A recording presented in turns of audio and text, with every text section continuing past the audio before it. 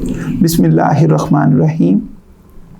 अल्हम्दुलिल्लाहि रब्बिल आलमीन वस्सलातु वस्सलामु अला नबिय्यिल अमीन।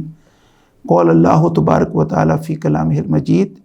ख़तमल्लाहु अला क़ुलूबिहिम व अला समइहिम सदक़ल्लाहु मौलाना अज़ीम व बल्लगना रसूलुहुन नबिय्युल करीम।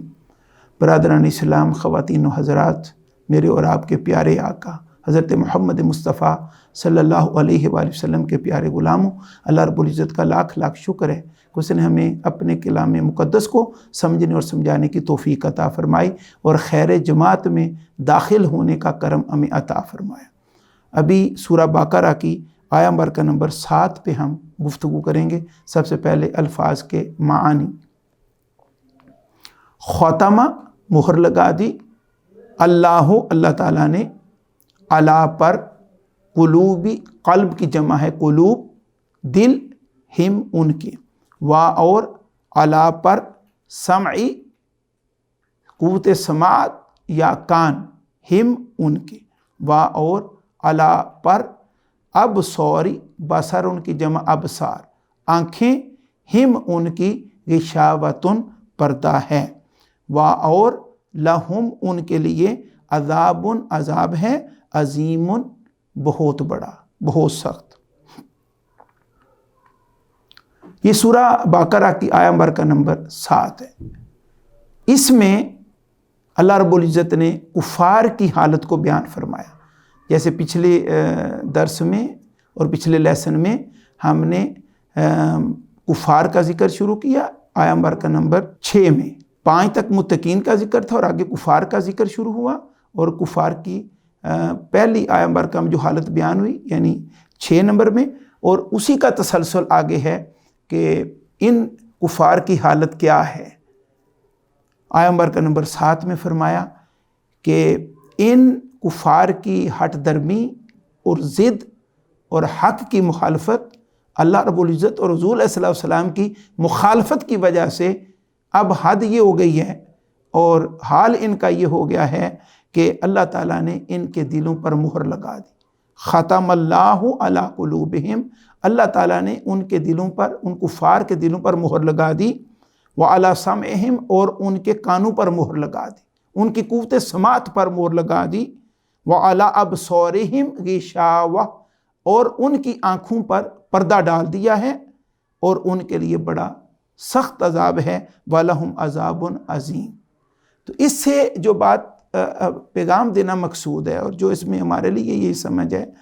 कि जब इन कुफ़ार ने हक़ को कबूल नहीं किया, ईमान की तरफ नहीं आए और ज़िद में और हट दर में बढ़ते चले गए, तो उसके नतीजे में फिर अल्लाह ताला की नाराज़गी उतरी और अल्लाह रब्बुल इज़्ज़त ने ऐलान फरमाया कि अब ये हक़ को कबूल नहीं करेंगे, हक़ की तरफ नहीं आएंगे। वजह यह है कि अल्लाह ताला ने इनकी नाफरमानी की वजह से और इनकी ज़िद की वजह से और कुफर पर डटे रहने की वजह से और हक़ को कबूल न करने की वजह से इनके दिलों पर मुहर लगा दी है और इनके कानों पर मुहर लगा दी है। क्या मतलब है कि इसका ये मतलब नहीं कि उनके दिल काम नहीं करते थे, अपना फंक्शन नहीं करते थे, या उनके कान अपना फंक्शन नहीं करते थे। बिल यकीन उनके दिल भी फंक्शन करते थे, उनके कान भी, और आगे जो फरमाया कि उनकी आंखों पर पर्दा है, उनकी आंखें भी रूटीन में काम करती थी, वर्क करती थी, देखती थी, लेकिन हक को कबूल करने में दिल इस काबिल नहीं रहा था। उसके ऊपर बातिनन अल्लाह ताला ने गायबी तौर पर मुहर लगा दी थी कि हक उसमें दाखिल नहीं हो पाता था। हक का दाखिला उस मोहर के नतीजे में जो अल्लाह ताला ने उनके दिलों पे लगाई। देखे ना कि आप मोहर लगाते हैं किसी पार्सल पर, इसका मतलब इसके बाद आप इसके ऊपर अंदर कोई एंट्री नहीं, कोई ऐसी चीज़ बाहर नहीं आएगी जब तक कि उसको मोहर को खोला ना जाए। तो यहाँ पर भी दिलों के ऊपर मोहर लगाने का मतलब ये है कि अब हक और सच इनके दिलों में दाखिल नहीं हो सकेगा, ये हक को कबूल नहीं करेंगे। और दूसरा, कानों पर मोहर का मतलब है कि ये हक सुनेंगे नहीं, हक से बेजार होंगे और हक को सुनने के लिए तैयार नहीं होंगे। और इनकी आंखों के ऊपर पर्दा है। बातिनन क्या मतलब है कि हक इनके सामने भी होगा, सच इनके सामने भी होगा, लेकिन ये हक को देखने की इनके अंदर सलाहियत नहीं होगी, हक को फाइंड आउट करने की सलाहियत इनसे सल्ब कर ली गई है। तो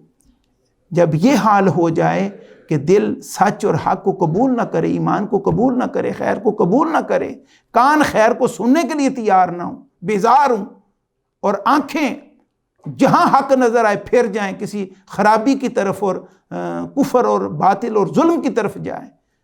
تو پھر اس کیفیت میں پھر اللہ رب العزت کی بارگاہ سے اعلان ہوتا ہے کہ ایسے بد نصیبوں کے لیے پھر سخت عذاب ہے، دنیا میں بھی ذلیل ہوں گے اور آخرت میں بھی عذاب میں مبتلا ہوں گے۔ تو اس سے ہمیں بھی سوچنا چاہیے کہ یہ تو کفار کی حالت ہے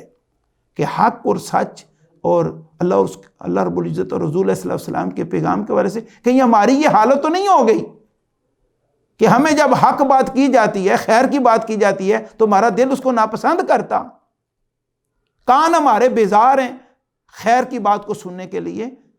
اور ہماری آنکھیں خیر کو دیکھنے سے نفرت کرتی ہیں، تو سمجھ لو کہ یہ کفر کا فیض اور کافروں کا فیض ہم نے لے لیا۔ اور بہت تھوڑے خوش نصیب ہیں کہ جو حق کو قبول کرنے والے ہیں، حق کو سننے والے ہیں، اور سچ کو دیکھنے والے ہیں، اور پھر حق اور سچ کا ساتھ دینے والے بہت تھوڑے ہیں۔ میجورٹی دوسرا فیض لے چکی ہے، تو پھر اس کا نتیجہ کیا ہوگا کہ جب حق قبول کرنے سے بیزار ہیں، حق اور سچ سننے سے بیزار ہیں ہم، اور حق کی طرف نگاہ اٹھانے سے بیزار ہیں، تو پھر اللہ تعالیٰ کا عذاب کیوں نہیں آئے گا؟ آج پوری دنیا میں ہم ذلیل کیوں ہو رہے ہیں؟ کلمہ تو ہم نے پڑھا، مسلمان تو ہم ہیں، لیکن کفر کا فیض حق کو قبول کرنے کے والے سے ہم لے کے ہمارے دل سیاہ ہو گئے، ہمارے دل سیاہ ہو گئے، اور حق کو قبول کرنے کے قابل نہ رہے۔ سچائی اور خیر اور بلائی، اللہ رب العزت کا پیغام، آقا علیہ السلام کا پیغام ہمیں اچھا نہیں لگتا، اس کا طرف ہم نہیں بھاگتے، تو اس کا نتیجہ دنیا میں بھی ذلت ہے، اور پھر ظاہر ہے آگے جا کے کیا حال ہوگا۔ اللہ تعالی ہمیں اس سے محفوظ رکھے، اور دنیا میں ہمیں حق آشنا فرمائے، ہمیں ایسے دل عطا فرمائے جو حق اور سچ کو خیر کو قبول کرنے والے ہوں، ایسے کان عطا فرمائے جو حق کی طرف لپکنے والے ہوں، اور ایسی آنکھیں عطا فرمائے جو حق اور سچ میں ڈوبنے والی ہوں، اور حق کو ویریفائی کرنے والی ہوں، حق کی تصدیق کرنے والی ہوں، اور